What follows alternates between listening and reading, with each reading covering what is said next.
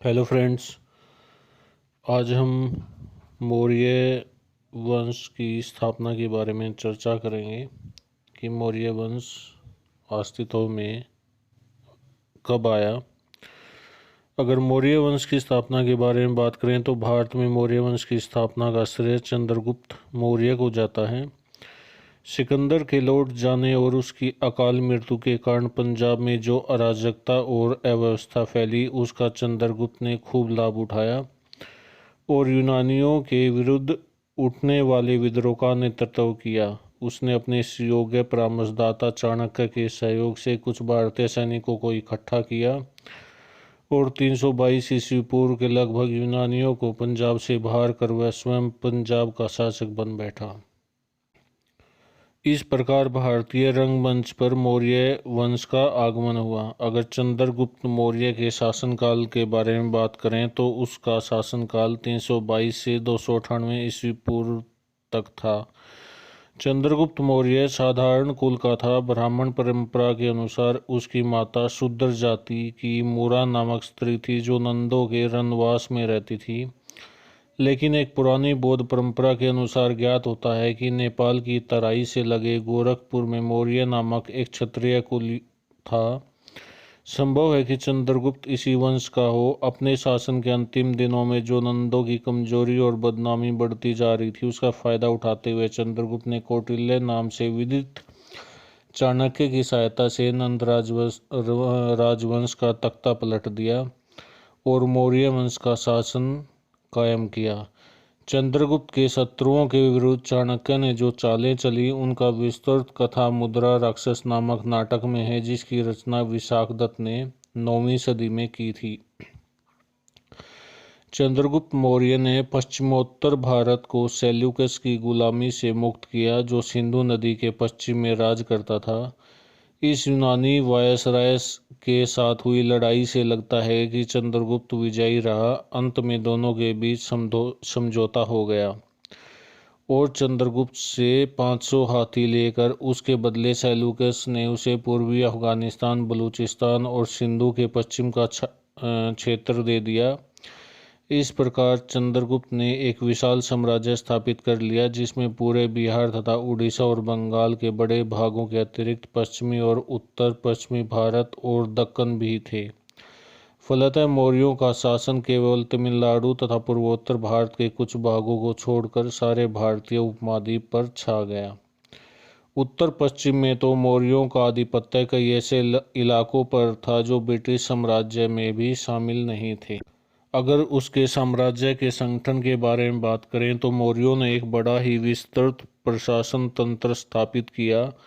उसकी झलक हमें मैगस्थनीज के विवरण और कौटिल्य के अर्थशास्त्र में मिलती है। मैगस्थनीज यूनान का राजदूत था और उसे सेल्यूकस ने चंद्रगुप्त मौर्य के दरबार में भेजा था। अगर साम्राज्य संगठन के बारे में बात करें तो मौर्यों ने एक बड़ा ही विस्तृत प्रशासन तंत्र स्थापित किया। इसकी झलक हमें मैगस्थनीज के विवरण और कौटिल्य के अर्थशास्त्र में मिलती है। मैगस्थनीज यूनान का राजदूत था और उसे सेल्यूकस ने चंद्रगुप्त मौर्य के दरबार में भेजा था। वह पाटलिपुत्र में रहता था और उसने न केवल पाटलिपुत्र के अपितु सारे मौर्य साम्राज्य के शासन का विवरण लिख छोड़ा है। मैगस्थनीज इस विवरण को कौटिल्य के अर्थशास्त्र से परिपूरित किया जा सकता है। यद्यपि अर्थशास्त्र को अंतिम रूप से मौर्य शासन के कई सदियों के बाद दिया गया, फिर भी इसके कुछ खंडों में आई बातें यथार्थ हैं और मौर्य प्रशासन एवं अर्थव्यवस्था के बारे में प्रामाणिक जानकारी देती हैं। चंद्रगुप्त मौर्य एक स्वच्छंद शासक था और सारे अधिकार अपने ही हाथों में रखे हुए था। अर्थशास्त्र के अनुसार राजा ने उच्च आदर्श स्थापित किया। उसका कथन था कि प्रजा के सुख में ही उसका सुख है और प्रजा के दुख में ही उसका दुख। मैगस्थनीज के अनुसार राजा की सहायता करने के लिए एक परिषद गठित थी। बड़े बड़े बुद्धिमान लोग इसके सदस्य थे। साम्राज्य अनेक प्रांतों में विभक्त था। हर एक प्रांत एक एक राजपुरुष के जिम्मे लगा रहता था। राजपुरुष राजवंश की किसी संतान को बनाया जाता था। प्रांत भी छोटी छोटी इकाइयों में विभक्त थे।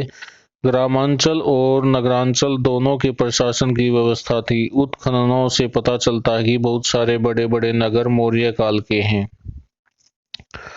पाटलिपुत्र, कौशांबी, उज्जैनी और तक्षशिला चोटी के नगर के थे।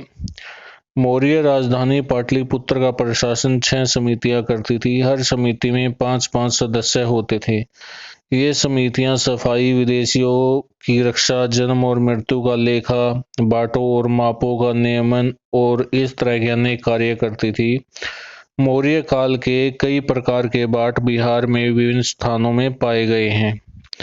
चंद्रगुप्त के प्रशासन की सबसे बड़ी विशेषता थी विशाल सेना रखना। प्लिनी के अनुसार चंद्रगुप्त की सेना में 6 लाख पैदल सैनिक, 30,000 घुड़सवार और 9,000 हाथी थे। एक दूसरे स्रोत में कहा गया है कि मौर्यों के पास 8,000 रथ थे। इन सबों के अलावा मौर्यों के पास नौसेना भी थी। मैगस्थनीज के अनुसार सैनिक प्रशासन के लिए 30 अधिकारियों की एक परिषद थी जो 5-5 सदस्यों की 6 समितियों में विभक्त थी। पैदल, घोड़ा, हाथी, रथ, नाव और सवारी सेना के इन 6 अंगों में हर एक का प्रबंध एक एक समिति को सौंपा गया था। मौर्य सेना नंद सेना से लगभग तिगुनी थी। ऐसा अवश्य ही राज क्षेत्रों और आर्य स्रोतों में बहुत अधिक वृद्धि होने की बदौलत हुआ होगा। कौटिल्य के अर्थशास्त्र के अनुसार तो साम्राज्य की सीमाओं के भीतर होने वाले लगभग सारे आर्थिक कार्यकलाप पर राजकीय नियंत्रण या किसानों से वसूले गए कर उनकी उपज के चौथे हिस्से से छठे हिस्से तक होते थे। जिन किसानों की सिंचाई सुविधा दी गई उनसे सिंचाई कर वसूला जाता था। खान, मद की बिक्री, हथियारों का निर्माण आदि पर राज्य का एकाधिकार था। इन सबों से अवश्य ही राजकोष समृद्ध होता था। इस प्रकार चंद्रगुप्त ने एक सुसंगठित प्रशासन तंत्र कायम किया और उसे ठोस वित्तीय आधार प्रदान किया।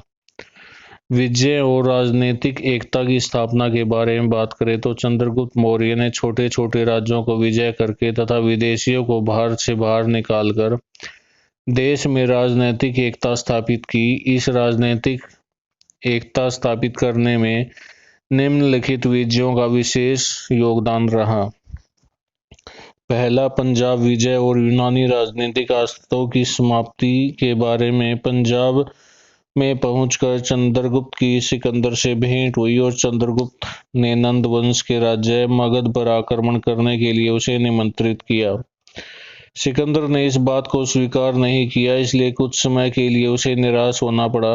सिकंदर के लौट जाने और उसकी अकाल मृत्यु हो जाने के कारण पंजाब में सब और अराजकता और अव्यवस्था फैल गई और यूनानियों के विरुद्ध एक विद्रोह उठ खड़ा हुआ। चंद्रगुप्त ने ऐसे अवसर का उचित लाभ उठाया और उसने अपने सुयोग्य साथी चाणक्य की सहायता से उसने कुछ भारतीय सैनिकों को इकट्ठा करके यूनानी सैनिकों को भारत से बाहर निकाल दिया और इस प्रकार 322 ईस्वी पूर्व के लगभग उसने सारे पंजाब पर अधिकार कर लिया। दूसरा, मगध विजय। पंजाब विजय के पश्चात चंद्रगुप्त ने एक विशाल सेना एकत्र की और फिर मगध पर आक्रमण कर दिया। लोगों ने नंद शासक का साथ न दिया क्योंकि इस वंश के शासक अपने लोभ के कारण अपनी प्रजा में बड़े बदनाम हो चुके थे।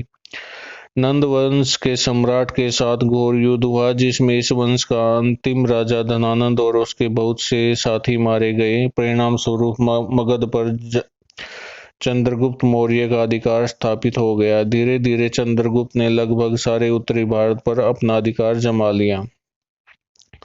सेल्यूकस के अधीन यूनानियों की पराजय और देश में राजनीतिक एकता की स्थापना के बारे में।